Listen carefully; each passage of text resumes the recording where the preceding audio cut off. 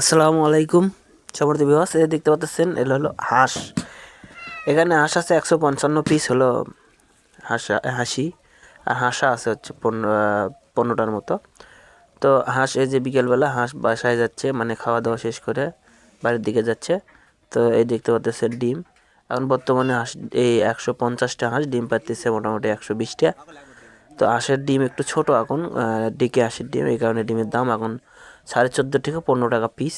তো আর 10 থেকে 15 দিন পর থেকে হাঁসের বাচ্চা তোলার জন্য এখানে যেহেতু এইসব হলো বীজ ডিম, তো বীজ ডিম কিনবে হলো 18 থেকে 19 টাকা পিস। কিছুদিন পর আবার 20 টাকা পিস, সর্বোচ্চ 20 টাকা পিস পর্যন্ত ডিমটা আসলে কেনা হয় আমাদের খামারে, যেখানে বীজ ডিম কেনে, মানে বাচ্চা উৎপাদন করে।